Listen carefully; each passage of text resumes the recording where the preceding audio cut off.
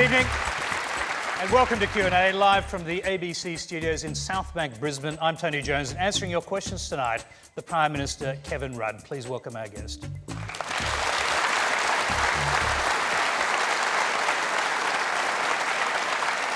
Thank you. And as usual, Q&A is being simulcast on ABC News 24 and News Radio, and you can join the Twitter conversation with the hashtag on your screen.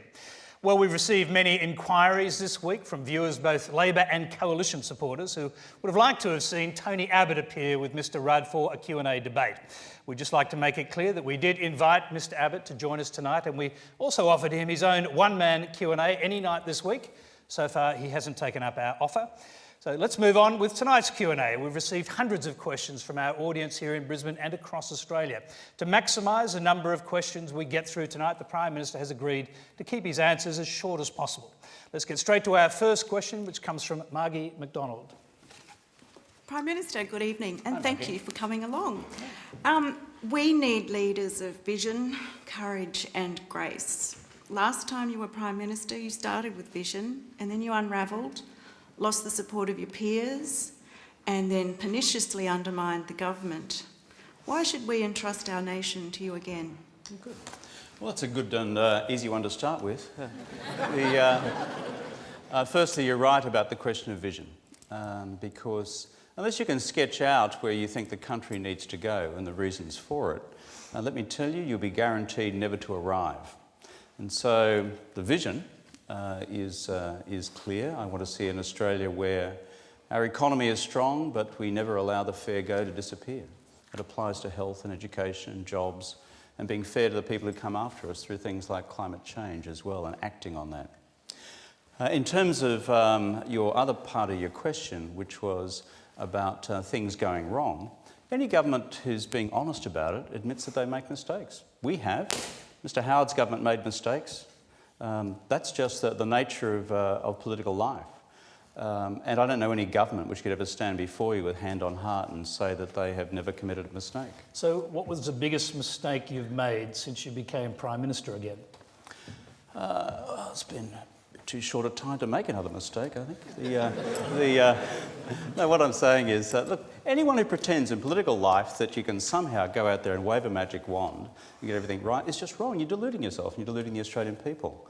So you're seriously telling us you've made no mistakes since you became Prime Minister again? Because, I mean, people would say there's been a lot of mistakes during the campaign, for example.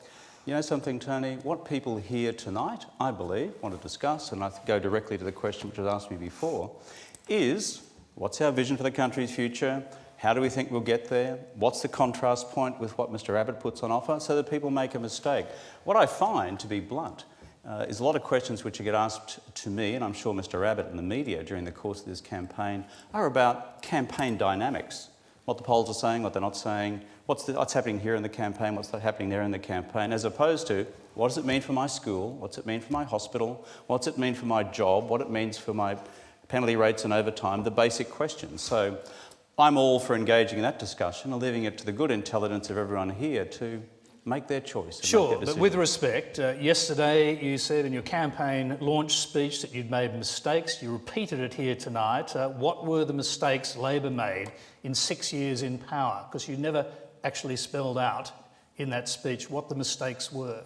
Well, with respect, Tony, on this program you asked me that question some time ago and I said directly to your audience the mistake that I made, I think it goes to your question as well, was about climate change and the decision to defer the implementation of the emissions trading scheme.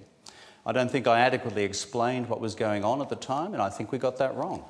And you say about being upfront about it, I remember speaking to an audience perhaps not quite this big, and perhaps it was your pad down in Sydney when we did Q&A down there, that I said that upfront to people.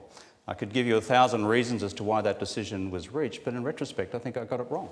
So there you go, that's the answer. And the carbon tax, was that another mistake?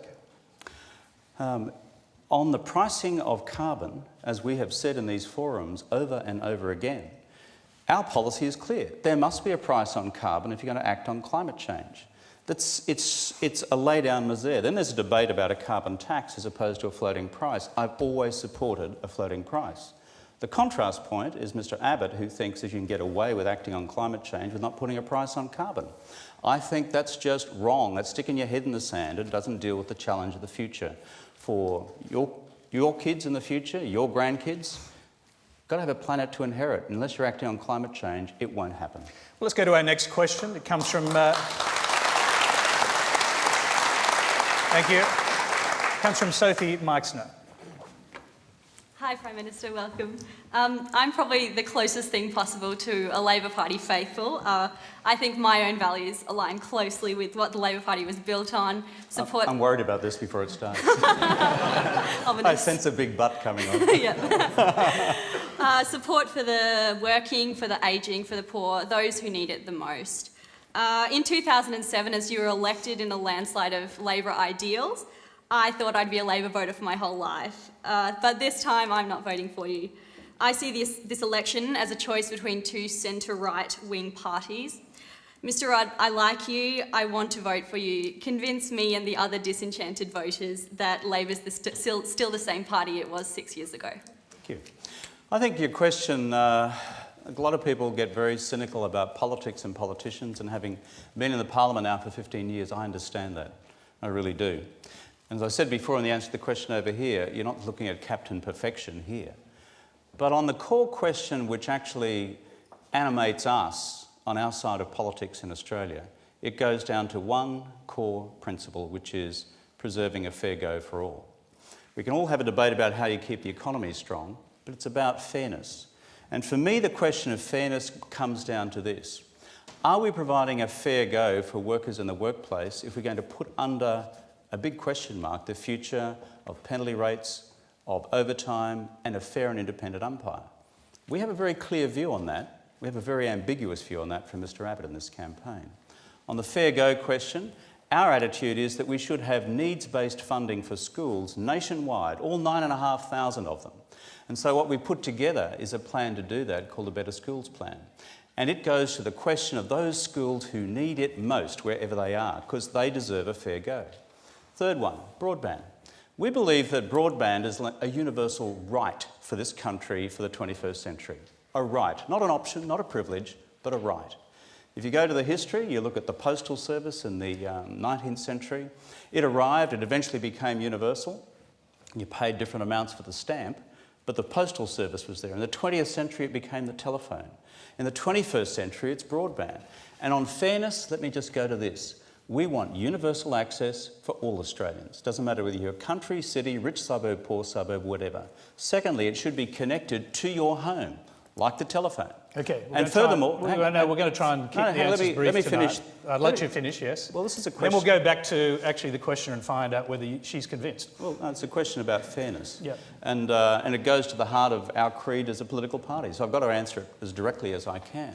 I've gone to schools, I've gone to the question of a fair go in the workplace and a fair go for the technology of the 21st century. I don't want a digital divide in Australia between rich people and poor people.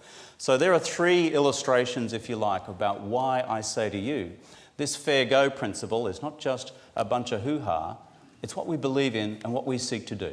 Okay, let's go back to our question. Sophie, you wanted to be convinced. Are you convinced? For me, it just seems like the Greens as a party are emerging as a more mainstream left-wing party. You and Tony Abbott, to me, seem like almost the same person. I'm sure there'd be quite a few people who'd beg to differ, including Tony Abbott, but he's not here to make that case. Let's go to our next question. It comes from Anthony Steinfort. Good evening, Prime Minister. Kevin, you stated previously on climate change that it was the biggest moral challenge of our time, and then you've bragged about pulling back the carbon tax. Mm-hmm. In 2007, you've stated that you wouldn't lurch to the right with boat people. Now you're promising that you won't lurch to the left. You've described yourself as an economic conservative, and now you're an economic nationalist. I'm struggling to keep up. Kevin, besides the weather vane of public opinion, what do you actually stand for? I stand for a fair go for all.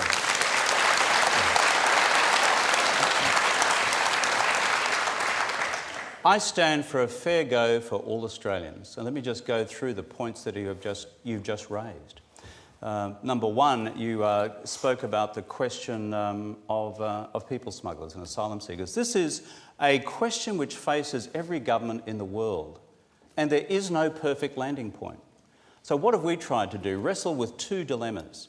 Number one is, how do you take people from around the world who are refugees languishing in camps and provide them with safe haven in Australia through the humanitarian program? And how do you act to prevent more and more people drowning at sea? 1 in 13 people who come to this country on a boat end up drowning. That is the dilemma. So what we have decided to do is try and deal with that dilemma in the best way we can by upping our intake of refugees through the normal system, from 12,000 to 20,000 and prospectively to 27, and at the same time sending an unambiguous message to people smugglers about their use of boats because it drowns people. Is it perfect? No. Have I wrestled with it night and day? You betcha. Have I found a better solution from anybody about how you stop people drowning at sea? No, I haven't. And that's why I have landed on that point. And finally, you raised the question of climate change. This is a test of consistency. The point about climate change is this: how do you reduce greenhouse gas emissions? I've done 3 things. 1, ratified Kyoto, first action of the government. Number 2, introduced a mandatory renewable energy target in the first year that the government was in. Result, our emissions are now 7% lower from the electricity generation sector than they were when we came to office. And number 3, a price on carbon, moving from a fixed price now to a floating price. There are 3 concrete actions. I believe on these questions there is a principle of continued consistency. No decision's perfect. I've done the best I can. Okay, we're going to move to our next question so we can get through as many as possible. The next question comes from Jen Ryan. Prime Minister, as a Queensland State High School teacher, I see every day how much the Gonski Better Schools program is needed within our school system. I am worried that if the current polls are correct, Tony Abbott will be elected as our next Prime Minister, leaving a massive gap in the Gonski funding and jeopardising Queensland's chance to sign up. However, if you are elected as Prime Minister in the next election, how will you convince Campbell Newman to sign up onto this plan? And does this even seem likely, as we haven't signed up yet? Well, it's a really important question. It goes back to the question of the young person over here on the principle of the fair go. Why have we done the Better Schools plan based on the Gonski report? Needs-based funding, you know that.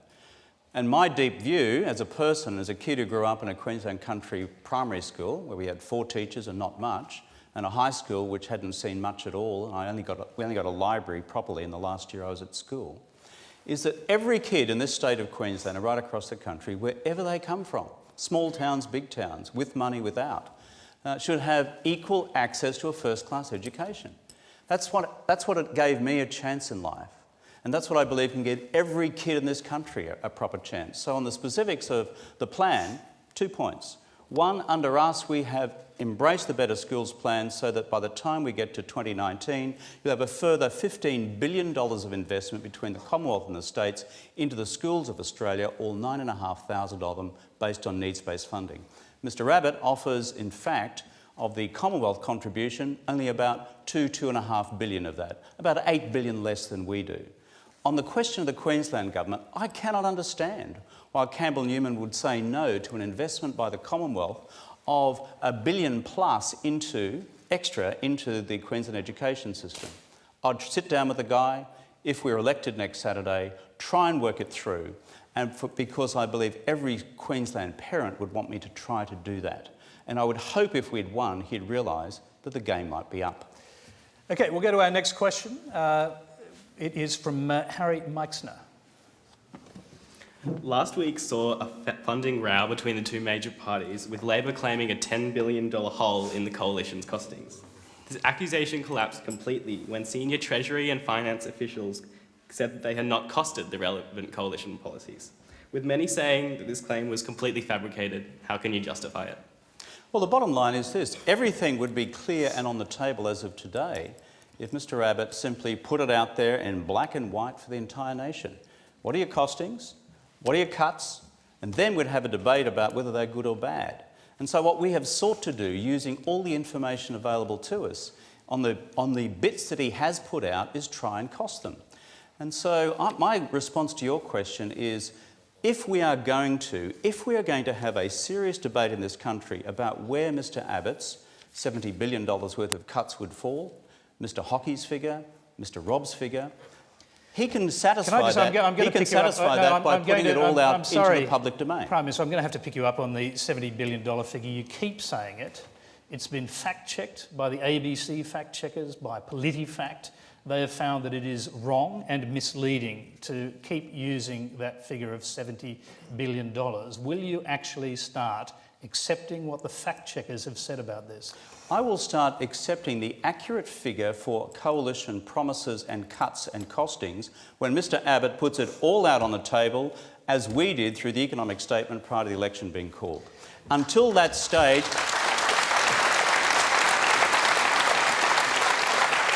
Because until that point, what you're effectively asking the people of Australia to do is to take Mr Abbott on trust. We've done that in Queensland with a guy called Campbell Newman, and what happened was we've had 12,000 folks lose their jobs. It will increase to 20,000 once this federal election is out of the way, 4,000 health workers, and I sat down with sacked nurses today out in Redcliffe and heard what it was like. So I will stand for him coming clean with where his cuts will fall, which jobs will go, which hospital will be cut, which school will be cut. People deserve to know before they vote. OK, but to come back to the question, when you made this allegation of fraud and you used the figure of $10 billion as the black hole and you suggested these were figures checked by Treasury, that afternoon Treasury and finance heads came out and said, no, we didn't check those costings. Was that the worst moment of the campaign for you? With respect, what I said in that interview that you just referred to, that press conference, was a direct challenge to Mr Abbott. Come out and disprove these statements about the costings we have put. If you go to the transcript, you'll see me say words virtually to that effect. And Mr Abbott, because he believes he has this election won, will simply go through to election eve, not tell everyone where the cuts will fall, because he's frightened that good folk out there then won't vote for him. It's as cynical as that. So we will keep the pressure up. The reverse psychology used by Mr Abbott is to say, oh, terrible Labor Party for asking us these questions. Well, it's an election. If it was only him, Prime Minister, that would be one thing, but it wasn't. It was the heads of Treasury and Finance and the head of the Parliamentary Budget Office. What I said in the press conference, which you have not quoted there,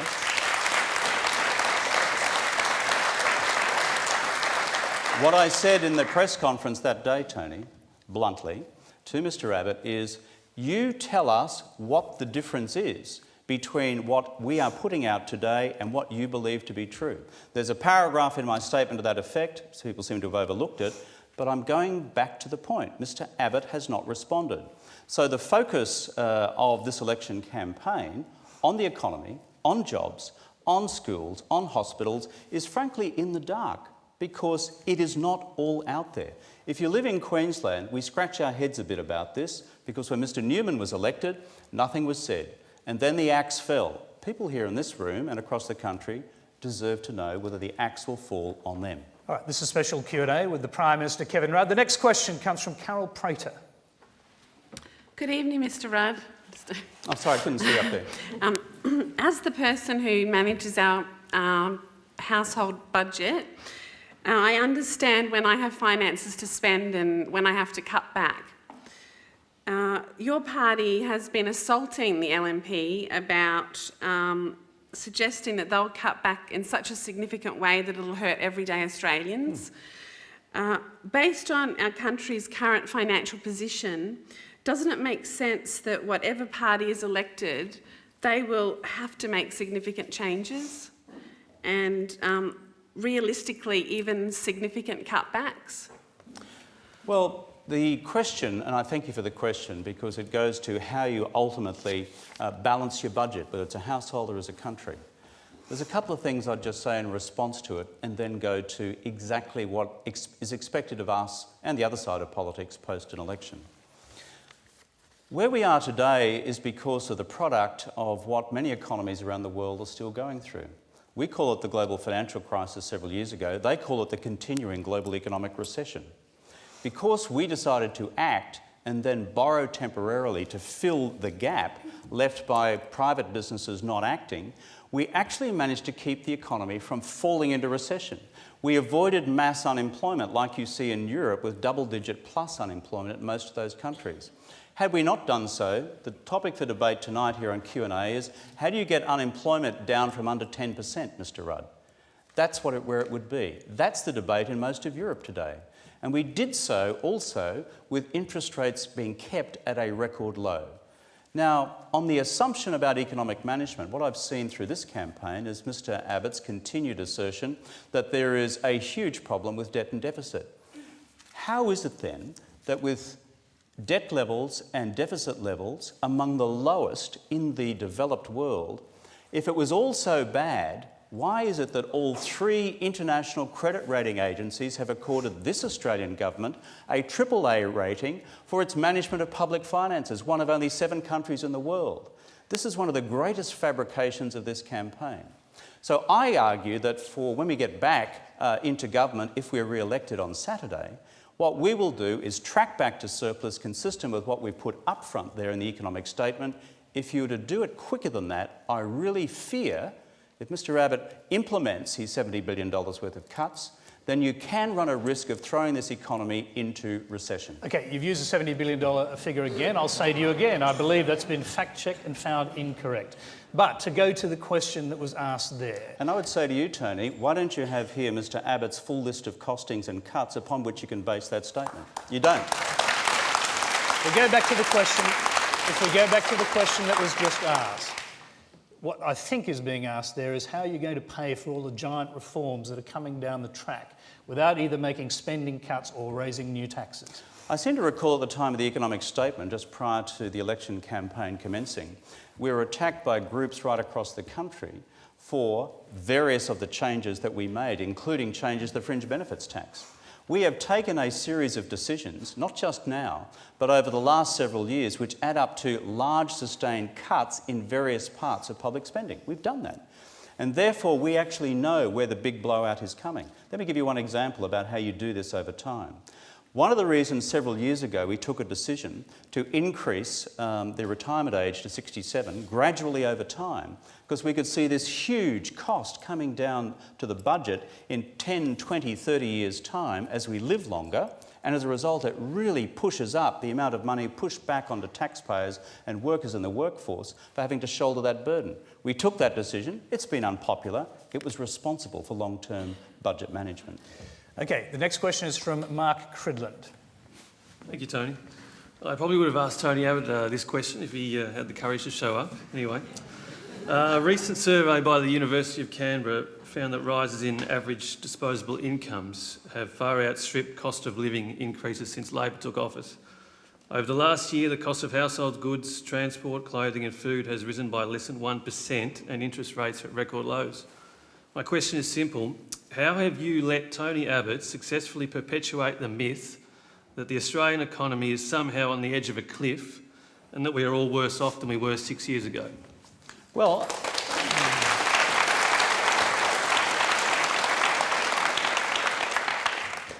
I think I sought to answer that question in part before when I explained to our friend at the back there, asked a good question about budgets, as to why we have done what we have done.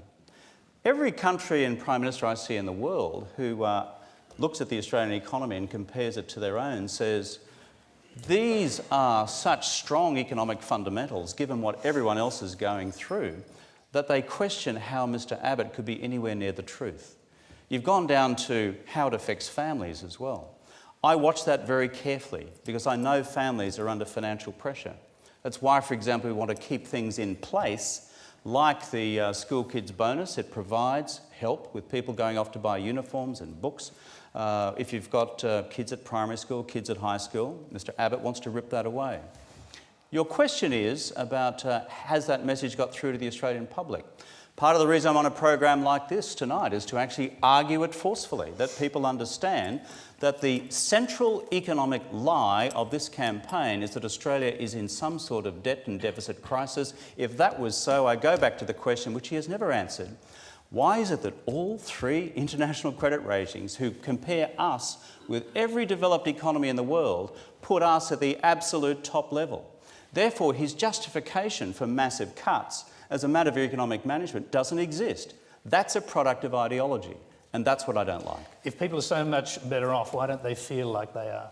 Well, in the political debate of this country, and I was responding to your earlier comments about the conduct of a campaign, often what happens in politics is the questions become purely about politics, as opposed to... Sorry, hang on. But does that mean that people are imagining that they're feeling stressed and strained financially? No, what I'm saying is something a bit different to that, because I've actually run into enough families to know that there are real pressures being borne down on families. And it's very difficult to, if you're sitting in Australia, to compare that with how anyone else is in the world. What I'm saying is our public debate rarely, and tonight's an exception, rarely focuses on, frankly, policy facts and policy alternatives and how you get on with making a seasoned judgment on what we will do and what they will do, and whether you like that or the alternative, because there's so much hot air up the middle of it. So briefly, are people better off than they think they are? What sort of question is that? People will have different concepts. It goes precisely to the questions being asked. If the economy is in good shape, are people actually better off than they believe they are? No, let me answer it in these terms. So I think it actually, having spoken to stacks of small businesses recently, and people who watch the screen and watch what's going on, they watch Bloomberg and everything else, and they get quite transfixed on the uncertain state of the global economy. And this worries people. They think about what's coming next. That's why lumber people, for example, in the economy aren't investing as much as they could, because they are worried about what lies around the corner. And my concern and my caution about Mr. Abbott on this question is that if you're going to take a fiscal sledgehammer to the economy, it's delicate out there. It's really delicate. You don't want to take a step which tips this country into recession. Once you're there, it's very hard to get out of it. Okay, we have two related questions on the same subject. We'll take them one after the other before the Prime Minister answers. Our first one is from Brittany Ralph. Prime Minister, as a young woman who intends to have a well-paid career, a family, and contribute to my community, I see paid parental leave as a workplace entitlement that should align with my income like my other entitlements do. A fair go, if you will. Is this the first time in Labor leader history that a Labor leader has turned their backs on workplace entitlements? And the second one is from Jamie Cooper. Hi, Mr. Prime Minister. How can you continue to play on the upper limits of Tony Abbott's paid parental leave system when in fact that's only a small percentage? His scheme will help so many people on average and minimum wage. For example, my wife and I want to have a kid as we plan to. If we go onto minimum wage, like the current plan, we will struggle. Whereas if we get my wife's average wage, being a business owner, it will assist us to continue to give our family what it needs. Well, thank you for the questions.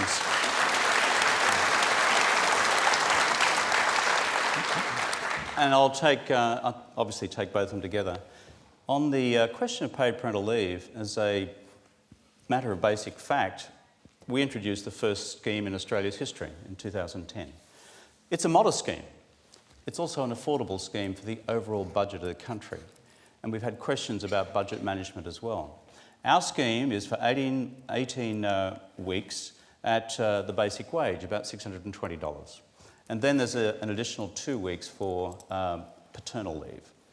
And so we believe that's affordable. It helps deal with some of the basic purchases that you need to make when you've got to go out and buy baby clothes and the sort of stuff that you need, cots, pushers and the rest. These are large expenses. And of course, you have someone who's now not bringing in an income. That's our approach. The alternative, I've just got to say to you, is that in our judgment as the Labor Party is unaffordable for the budget. It's $22 billion. It is more than we spend for the entire nation on childcare support for all those families out there with kids in childcare. It's a bigger number than that. And so we don't believe that we can afford that in the overall context of the budget. The second thing is about fairness. I don't believe that in paying for something like that, it is right to abolish the school kids bonus of only $1,200 a year for 1.3 million families right across the country to pay for that paid parental leave scheme, which provides some people with $75,000 to have a baby. Do you accept the basic point that was being made there, particularly by the second questioner, that even people on average incomes will earn more under the Abbott scheme than they will under your scheme? It depends on what other payments they are receiving and whether their workplace has entitlements of a different nature, if they're state government employees, etc. So it's very difficult to give a neat answer to that question. Circumstances differ. My overall point, though, to both of you, legitimately raising the question about how do you afford to have kids in the 21st century, it's not cheap, is, from the perspective of the overall budget, I do not see a scheme which provides $75,000 for someone on $150,000 or $1 million or $1 billion, because it's uncapped, this, in terms of how far it goes, to have a baby, when on the other hand, Mr Abbott is saying, if you get $1,200 a year to help buy some school books and a school uniform, I'm going to take that away from you in order to pay for that. I don't think it's right. Okay, our next two questions. Thank you. Our next two questions are also related. They're video questions, so let's take them together too. They're from June Connell in Trafalgar, Victoria, and Tara McKenna in Wandawi, Western Australia. Do you know each day sole parents who've been placed on New Start from parenting payment in January this year are becoming homeless? They're unable to put food on the table and supply basic needs for their families. Work is really difficult to find. I'm actually studying teaching and I'm doing that on $260 a week, New Start payment, plus family tax benefits for my 12-year-old. I rely on friends buying us food. I'm bidding time until I become homeless, while the ALP and Liberals are continuing to push for middle income welfare. Have a heart and reinstate parenting payments. Thank you. Mr Rudd, since being put onto New Start allowance, I have lost nearly $230 per fortnight. I am not unemployed. I haven't been unemployed for over 4 years. I can no longer afford to give the children the things I used to. They are now going without. What is your answer to this? Single parents are not dole bludgers. Prime Minister. Well, they're both right. They're not dole bludgers. And these folk who are out there not just trying to make ends meet, but deal with really difficult and challenging circumstances in their life. I was asked this question, I think, in Gladstone today. I was talking to some folk up there about apprenticeships. I was asked why we haven't fixed this since I've returned to the Prime Ministership.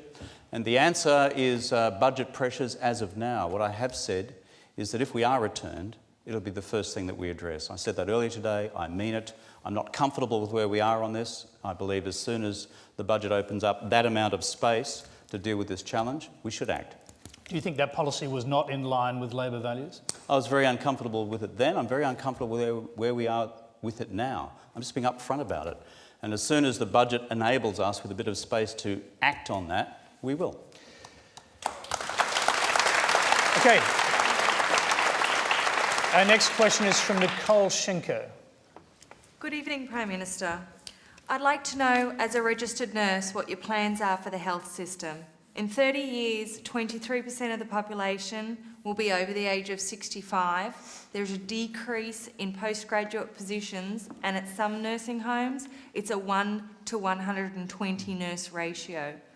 Who is going to look after this system, and what is your government's plan for the future, considering that 2.3 workers will be working for every person over the age of 65? That's a great question about the... Did you say there was two or one? That's it, just one.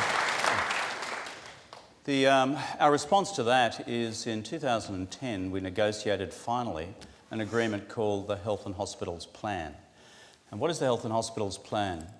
What really worried me when I was first elected Prime Minister was how the Commonwealth Government was exiting backwards from its funding commitment to the public hospital system. It began originally at 50%, and by the time it got to its lowest ebb under the previous government, it was down to 38%. And so you had, frankly, all the fractures really beginning to appear in the public hospital system of the country. So you ask what our plan is. Well, it's now an agreement with the states and territories. And that is from the signing of that agreement through until 2019, you will see an additional total of a $19 billion investment by the Commonwealth into the hospital system of Australia. Why? We want to make sure there are enough doctors, enough nurses, enough people in training, enough accident and emergency, enough early access for elective surgery, and enough operating theatres. And if you look at the investments we have made this much progress. The states are often sort of sliding out the door backwards. I mentioned before Campbell Newman has sacked 4,000 health workers here. But for us, this is a clear and absolute priority, not as a set of words, but a funding stream which is coming like that through to the states and territories. On aged care, the aged care plan, which is called Living Better, Living Longer, which was put out by the then Minister Mark Butler some time ago, it provides a $3.2 billion investment in the aged care sector. And one of its core reforms is how do we make it better in two areas? A better pay deal for those who are nursing in the aged care sector. And on the other hand, how do we provide a large number, tens of thousands of extra home packages so that people can age with better dignity at home and not go into an institution earlier. The questioner, please stand up. The questioner has a hand up. So I respectfully decline your answer for that. A level 2 nurse in aged care gets $25 less an hour than hospitals. I know that. It is harder work. We have a 1 to 100 or 120 ratio for one registered nurse. The hospitals have the luxury of 1 to 4 or 1 to 5. It is not a sustainable measure to expect a registered nurse to continue down that road. It's dangerous. But I agree with you. These are our old people that deserve respect and good care. 23% of the population. I agree with you.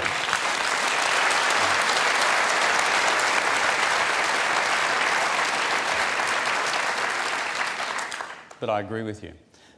This is a critical area of needed continued funding and reform. You can either turn your back on it, just wish it away, and allow your funding contributions to slide into nothing in the hope that no one notices, or you can tackle it head on. As we've done with the hospital sector, there's more to be done in the aged care sector. Well, I simply pointed to what we have done. The amount of money that you've pointed to increase funding is actually a drop in the bucket when you consider the extent of the problem that's coming down the track, a tsunami of people, the retiring baby boomers. You're absolutely right. Which is why you tackle the problem head on rather than pretend it doesn't exist. On the hospital sector, which has been a huge focus for us to turn that around, the Health and Hospitals Plan, the extra $19 billion worth of investment, is generally accepted as heading in the right direction. On aged care, we have made one big first step. There are more steps to be taken. But what I'm saying is I'm not going to stand here in denial of a problem which is emerging with the ageing of the population. I outlined one of our earlier responses to that in terms of how it affects retirement income and the retirement age. But in terms of the ageing of the population, this will require further financial investment by the Australian government into the future with further reforms as well. One step is to provide tens of thousands of additional packages to keep people at home longer. And to add one point to that, well, this has only been announced 6-9 months ago. I'm sure it's taking a while to flow through.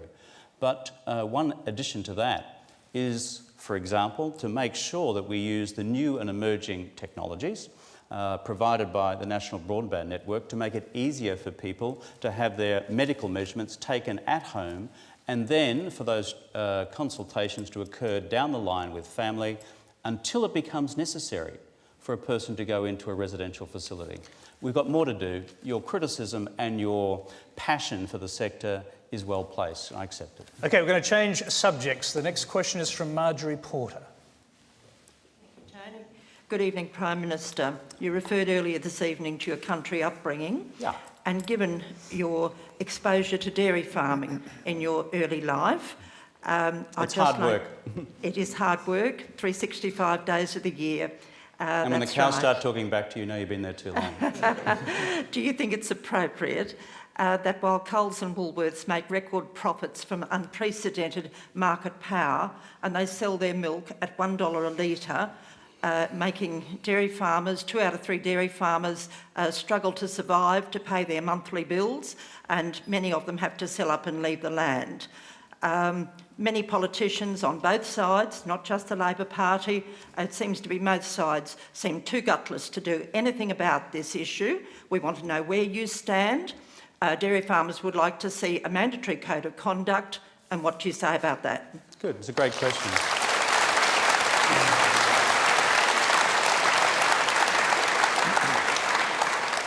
I think I was in a debate the other night when this question arose. I can't quite remember where now.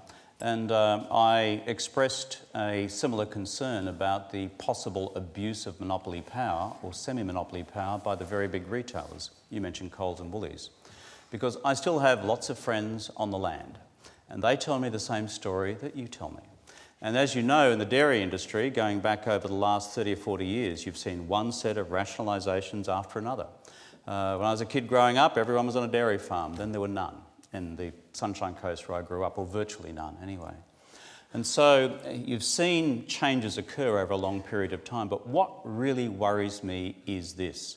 It is, frankly, the attack on the price which a primary producer needs to generate an income in order to sustain the farm.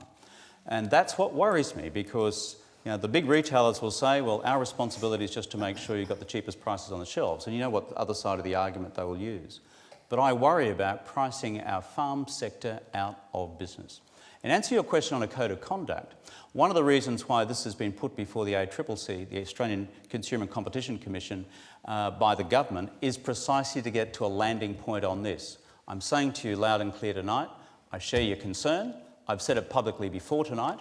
I said it only within the last week or two, and I believe we have to take further action on this to defend our farm sector. So you'd be perfectly happy to see strong federal intervention to break the market power of these monopolies, Coles and Woolworths? The reason we've put it to the ACCC is to get the report. I'm saying to you, my predisposition as Prime Minister is that I do not want to allow them to have the power to smash the farming sector to bits. Let's move to our, thank you. Let's move to our next question. It's from Joey Vidakovic. Good evening, Prime Minister. My question is related to media during this campaign, and it's with the Murdoch family having complete control of main media across Australia. Do you think it's hard for Australians to get an honest, unbiased opinion of yourself and the Labor Party during this campaign?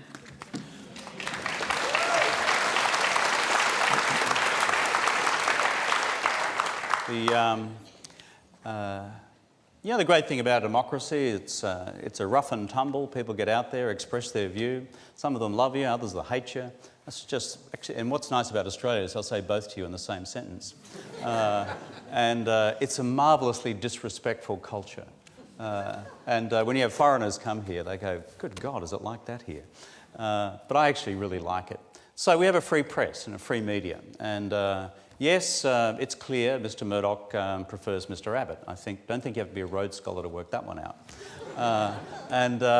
Particularly if you saw some of the headlines in, was it yesterday's paper, I think? Yeah, well, I mean, given those headlines, was it a mistake to take on Murdoch at the beginning of the campaign?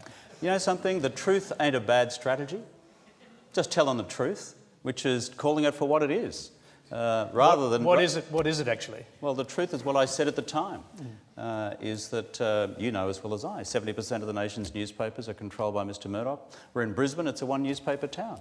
You buy the Courier Mail, it's owned by Mr Murdoch. You buy the Australian, it's owned by Mr Murdoch. You get your Brisbane Throwaway newspaper, that's owned by Mr Murdoch. So you can choose between Murdoch, Murdoch and Murdoch. Here's the obvious question. But the obvious question is, should that change? Let me answer this gentleman's question, which was about, I'll come back to yours in a minute, well, it's true. I thought it was a forum for the people. Well, oddly enough, I thought you had answered his question. No, I hadn't. What I was going on to say, very bluntly, is that I have great confidence that the Australian people make up their own mind. They see through what's going on. They make up their own judgment. And the intelligence of the Australian people, they know whether reporting has been balanced and fair or whether it's just a propaganda tribune, and they'll sort that out themselves. I think the key element of the question which the gentleman asked is this, are both sides of politics being put under real scrutiny? Real scrutiny. We've had a robust debate here tonight about costings and cuts.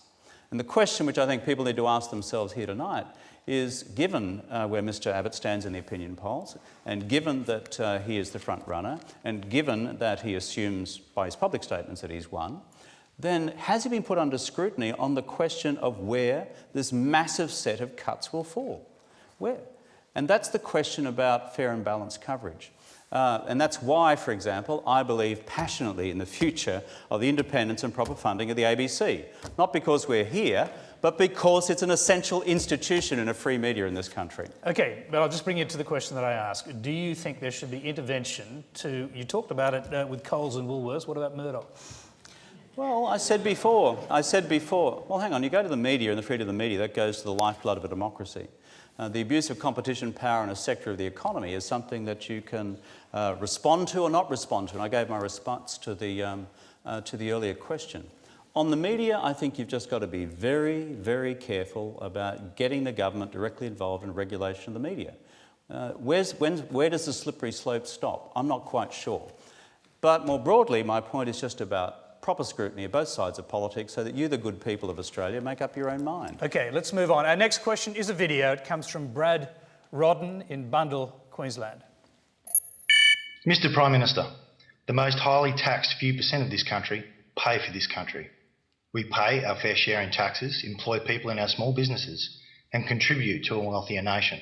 Yet we seem to always be in the crosshairs of the Labor governments. Our private school choices relieve the burden on the public school system, and our private health choice does the same. If we stop doing both of these public services would collapse. Why are we the enemy of Labor? We are working families too.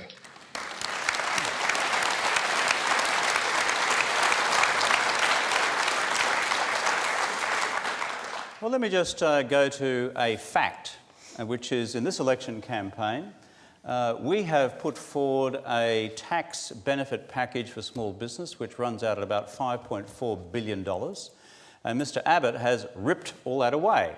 Now, where does that go to? Very simple thing. If you're a small business with a turnover of less than $2 million, what we provide is for you to have instant tax write-off of $10,000 worth of equipment that you buy for your business. Mr Abbott has scrapped that altogether. So on the question of the rhetorical position underpinning the question, which is that somehow we're anti-small business, if you look at the evidence on the table right now, the facts don't substantiate the proposition. Secondly, on private schools. In this country, what we are proud of is the fact that when it comes to investments like in new school libraries and new multi-purpose facilities, I can point to my electorate here in Brisbane, where I find all the private schools, the Catholic schools, the independent Christian schools and the rest have all benefited massively from this investment. And on top of that, under the Better Schools plan, it is also a whole bunch of independent Christian and Catholic schools which will benefit enormously under a needs-based funding formula. So on those questions, I think the facts also need to be tested. I don't accept the underpinning proposition. Briefly, do you accept that Labor's class war rhetoric has actually alienated a lot of voters? I don't think it was the right thing to do at all. That's not where I come from. I don't believe the Labor Party comes from that direction either. If you don't have an effective business community, an effective private sector, which is profitable, which is generating profits for itself, then you don't have jobs. You cannot redistribute wealth unless you generate wealth in the first case. That's why we are running an agenda for small business which takes away a range of regulatory burdens from them, and particularly in terms of GST compliance. And on top of that, $5.4 billion worth of tax benefits to small business, which Mr Abbott's ripped away. We've actually got another video question from a small business owner. It comes from Chris Lehman in Ferny Hills, Queensland. Mr Rudd, I'm a small business person and employer of apprentices. I note with interest your announcement on incentives for small business and apprentices. I'm struggling to get excited about this support and incentives when it's weighed against the recently announced $100 per week pay rises for first and second year apprentices. The reality is that the majority of apprentices are employed by small and not by big business. So I guess what I'm asking you is, why do you give with one hand and take away with another? Wouldn't we be better off just letting small business get on with it rather than putting burdens on us and then trying to compensate us for the effects? I'd really like to know, because it really is tough out there. In the period that the government's been in, we have produced 40 to 50,000 more apprentices than we had when we were elected.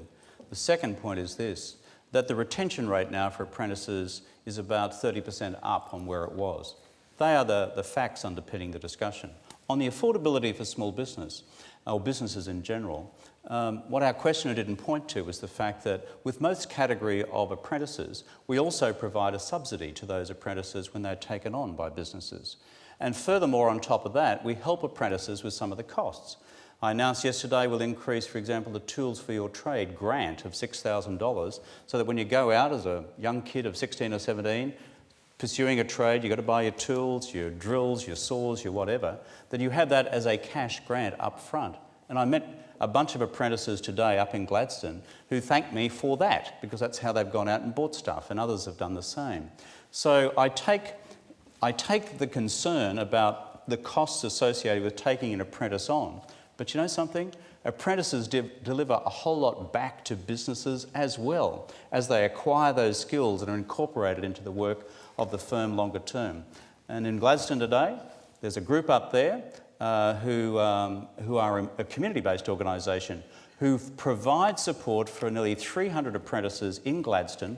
And what they do, and we need to support folks like this, is they organise their apprentices to have a bit of time with that small business operator so that the burden doesn't fall with them, some with this one, some with that one, some with that one, so that it all adds up to enough on-work training, but it's all actually organised and partly subsidised by the community organisation. Okay, we've got another question along these lines. At least it's about wages. It's from Susan Connolly.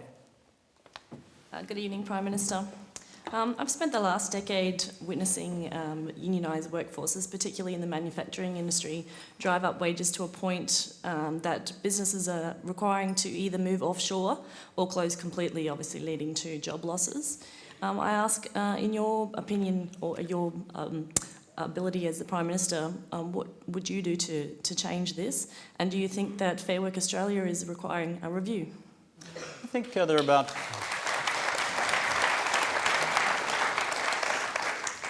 When I talk to businesses around the country, I'm not quite sure what your own business background is, and everyone's story is a bit different, depending on what sector you're in and who you're employing and what the conditions are there.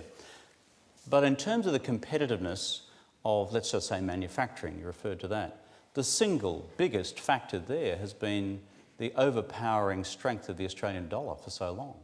And that's been driven off the back of such a dynamic and strong mining sector where everyone has seen the profitability of that sector and it's brought investment into the country, pushed the dollar up. And that's the biggest hit on the competitiveness of Australian manufacturing. Fortunately, that is now beginning to come off a bit. There's a second big factor as well, and that's your power bills. Your electricity bills, wherever you are, in manufacturing or elsewhere, have gone through the roof. Our opponents blame the carbon price for that. Pigs might fly. It's not that. The dominant contributing factor to the skyrocketing in power prices has been state utilities, be they generators, distribution companies or transmission systems, gouging and often pulling that money back into profit for the state governments. But you're surely not saying the carbon price has no effect on electricity prices, because it does. No, I didn't say that at all. Okay, I said what is the percentage? Somewhere between 10 and 20 of the increase in the overall carbon price. That's considerable addition to people's electricity. That's true, bills. but if you look at the gouge, and I've looked at this in the distribution of an individual power bills recently, it is coming from state utilities who think this is a fair cop to rake that money in the back door, which is why, going to your question about what you can do about it, is we, through the Australian electricity regulator, are looking at how you can now better design the rules for the regulator to make sure this sort of gouging can't happen in the future. Mr. Rudd, the questioner has her hand up again. We'll go back to And on wages, I'll just come to that, yeah. Yeah, so getting to the point about Fair Work Australia, do you think that particularly needs to be addressed? I think on the Fair Work Australia question, overall, I believe we got the balance right. And because we got the balance completely wrong with work choices under Mr. Howard, where you threw, frankly, basic protections right out the door altogether. Wage growth in the country, I think, and I stand to be corrected on this, is running at about 3.5 to 4.5, 5% in that vicinity. But if you look at the overall cost structure of a firm, depending on which sector you're in, It will vary. All I'm saying is the big drivers for manufacturing, in my experience, and talking to manufacturers across the country, is the dollar's been killing folks. One of the reasons why I wanted to put some downward pressure on the dollar by bringing in a mining tax to take some of the heat out of the sector back then. Very briefly, just to finish that, no possibility of any review of any aspect of the Fair Australia. Fair Work Australia. The Fair Work Act represents a reasonable balance. We'll always take submissions about how you can improve things, but it has to be based on evidence. And there is no evidence in this country at this present time of a wages explosion. There's no evidence. It's not statistically sustainable. What I can point to is power prices doing that and the dollar doing that. And put all that together, it does affect the competitiveness of Okay, firms. let's go to our next question. It's from Matt Prater. Hi, Prime Minister. I'm a pastor of a local church and work for a national Christian radio network. Most of the listeners and callers we've had in our radio station have been saying they won't be voting for you because they're disillusioned, because you seem to keep chopping and changing your beliefs just to get a popular vote with regards to things like marriage. Why should we vote for you? Well, on the question of marriage equality, you're right. I took a position about, I think, 3, 4, 5 months ago, well before coming back to the Prime Ministership, because I concluded in my conscience, through an informed conscience and a Christian conscience, it was the right thing to do. And let me tell you why. Number one, I do not believe people when they are born choose their sexuality. They are gay if they are born gay. You don't decide at some later stage in life to be one thing or the other. It is how people are built. And therefore, the idea that this is somehow an abnormal condition is just wrong. I don't get that. I think that is just a completely ill-founded view. Secondly, if you accept that it is natural and normal for someone to be gay, because that's the way they are, then it follows from that I don't think it is right to say that if these two folk here who are in love with each other and are of the same gender should be denied the opportunity for legal recognition of the duration of their relationship by having marriage equality. If you accept that, if your starting point is that homosexuality is abnormal, I don't know if that's your view. Well, we can go back and... well, I just need to know, because we'll go back to our question. I just need to know. ask what it is that you believe Christians in particular are upset about. I think the thing is that every pastor we do marriages between husbands and wives, and Jesus said a man shall leave his father and mother and be married, and that's the biblical definition. I just believe in what the Bible says, and I'm just curious for you, Kevin, if you call yourself a Christian, why don't you believe the words of Jesus in the Bible? Well, thank you. Well, mate, if I was going to have that view, the Bible also says that slavery is a natural condition.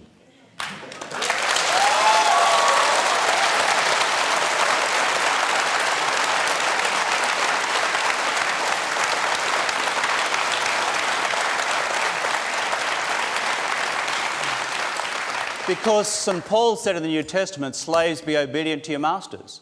And therefore, we should have all fought for the Confederacy in the US Civil War. I mean, for goodness sake, the human condition and social conditions change. What is the fundamental principle of the New Testament? It is one of universal love, loving your fellow man. And if we get obsessed with a particular definition of that through a form of sexuality, then I think we're missing the centrality of what the gospel, whether you call it a social gospel, a personal gospel, or a spiritual gospel, is all about. And therefore, I go back to my question. If you think homosexuality is an unnatural condition, then frankly, I cannot agree with you based on any element of the science. And therefore, if a person's sexuality is as they are made, then you've got to ask the second question. Should, therefore, their loving relationships be legally recognised? And the conclusion I've reached is that they should. And on the question of chopping and changing, I wrote a 2,000 or 3,000 essay, a 2,000 or 3,000 word essay, stuck it online months and months and months ago before returning to the Prime Ministership, so everyone would know why I had changed my position, the reasons for it, and it was the product of some many, many months and years of reflection in good Christian conscience. Okay. Thank you. Thank you. Okay. We've got to get through a few more questions. We've got a video question from Gary Champion in Malvern, South Australia. Mr Rudd, prior to the 2007 election, you promised not to touch superannuation. Not a jot, not a tittle. Then, when you were in government, you smashed concessional contributions. This particularly hurt people such as myself who were self-employed. Subsequently, we have to work longer so that we can retire comfortably. Why did you lie, and why did you hurt those who wish to help themselves? Well, superannuation... Well, can I just go back to a fundamental principle in terms of belief in superannuation before I go to the change which the gentleman just referred to? If you can be brief about it, because we've got a few questions. Yeah, sure, but superannuation is... how brief? Well, if you're going to describe... Okay, superannuation, the Labor government brought it in. We took it from nothing to something.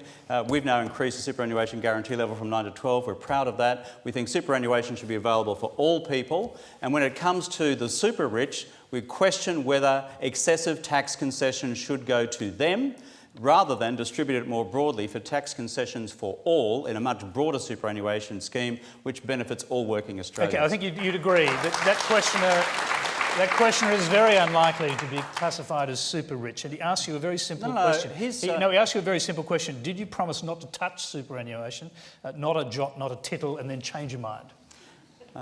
The quote is exactly right. I'm not going to sit here and say to you that I didn't say it. It's there in black and white. What I'm saying to you now, it's a bit like in response to the question from the previous question on another social matter, is that having looked at how much tax income was going in the direction of providing superannuation tax benefits for people who were at the much wealthier end of the spectrum, we decided to take decisions to use that tax revenue more broadly across the superannuation spectrum so that folk could be benefited more broadly. And how will people like that and others with superannuation... You said this was going to be brief, and now you've asked me 3 questions about it. Because I think that people... Come on, please. Because people with superannuation actually want to know if their superannuation is safe. Well, let me tell you about building superannuation. The big question is, will you guarantee not to touch superannuation anymore? The big question and about will that guarantee be worth anything since the last time you said you wouldn't and you did? Can I say something? I find it always puzzling receiving a lecture from anybody as the leader of the Labor Party on superannuation. We brought in universal superannuation for everybody. There wasn't around for normal working people before. We've brought it in from everybody. They said it would collapse the economy. We've had a 9% superannuation guarantee. It didn't. It's turned this country into the 4th biggest funds management industry in the world, from which a whole bunch of people earn squillions of dollars as funds advisors. We've now taken a decision to government to increase it from 9 to 12. We're proud of that. And when it comes to the rich and the super rich, mate, if it comes down to how we actually handle that against equity and fairness considerations, I'll back equity and fairness any day. Okay, thank you. We're nice to see a bit of passion in an election campaign. The next question is from Sam Pavouris. Prime Minister, welcome. G'day, mate.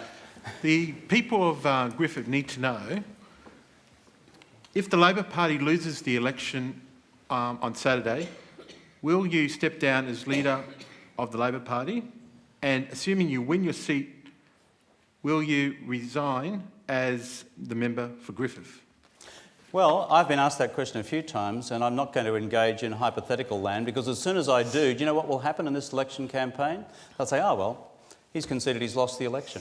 And I'm not in that frame of mind. We have a week to go in this election campaign. My job is to put the argument up to the Australian people about our plans for building the country's future, Mr Abbott's plans for cuts, cuts and more cuts, and their judgment will be made on Saturday. And that is what I am engaged in doing as the Prime Minister of the country and the leader of the Labor Party, and that is the single frame within which I'm operating between now and election day. Anything else actually constitutes an entire distraction from the central debate of this campaign, which is about jobs, schools, hospitals, NBN, and whether you're going to have those or whether they're going to be cut to pieces in the future. That's what it's about. And that's the focus of my campaign, both locally in Griffith, where, by the way, if Mr Abbott was to win the election, depending on which suburb you live in, you may not get your broadband. Yeah, but just to finish with that, I mean, you won't guarantee to the people of Griffiths if you get elected, you'll stay. What I'm saying is that I am fighting this election campaign as the Prime Minister of the country and the leader of the Labor Party.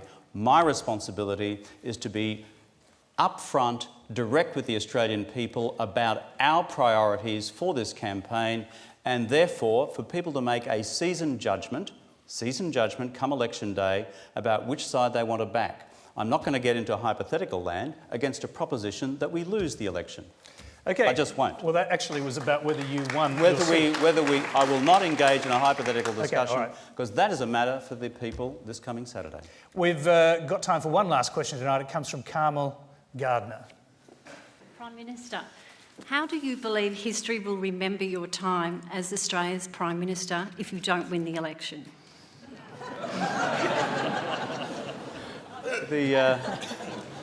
How about we get a question which ends with, if you do win the election? No, thank you for the question, and I understand the spirit within which it is offered. What I have sought to do as Prime Minister of this country so far is to be as energetic and as passionate as possible about carving out a vision for Australia's future. What I've tried to do is to make sure that when we are confronted with, I think, an existential crisis on the economy several years ago, that when I look back, I wouldn't have to answer the question, did you do everything possible to prevent this economy from rolling into recession like the rest of the world? And then look unemployment in Australia in the face with 10%, 11% and 12% as being the number. That, I believe, is a deep social responsibility to the Australian people. We talked before about a fair go for folks. There's nothing fair about losing your job. Nothing at all. And my responsibility as the Prime Minister of the country, of which I'm proud, was to have stepped into the breach and made that difference. And on top of that, to take the pretty, I've got to say, breathtaking decision when it was presented to me of signing off a guarantee for every single person's bank deposit in this country when the financial crisis was at its worst. When banks were falling over around the world and people losing their deposits, we had to step in, make a decision so that each one of your savings deposits was looked after. The result? Confidence was maintained in Australia. And we're able to then build to the future. Where the next challenge lies on the economy, I think we're in for some rough times because of the slowing of the China mining boom. But I believe that with the right policies to build for the future and not cut for the future, I think we can actually have a decent and fair future for all Australians. No job, no opportunities. And jobs are the number one priority. Okay, very briefly, your next challenge is Saturday, and you said yesterday, I've been in tougher spots than this one and come from behind before. When was that? Last time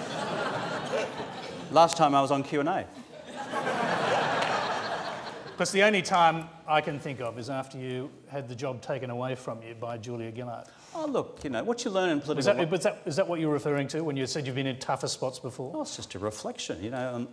Look, what is stunning is when you meet people out there in the normal world, and not sort of this political bubble in which we live, who go through challenges in their life which are infinitely harder than I've ever had to deal with.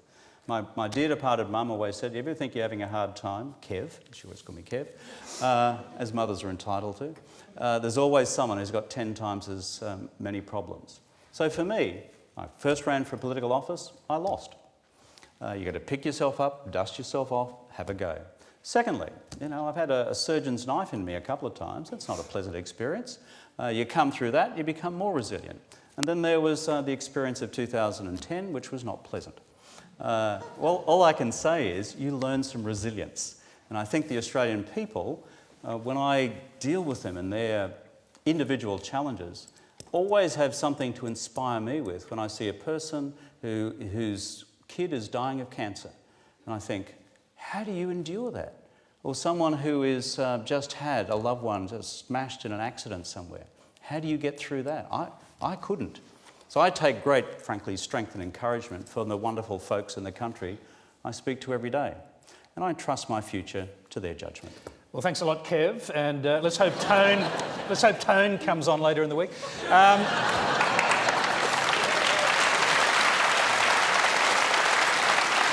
Thank you. Now, that's all we have time for tonight. Please thank our special guest, Prime Minister Kevin Rudd.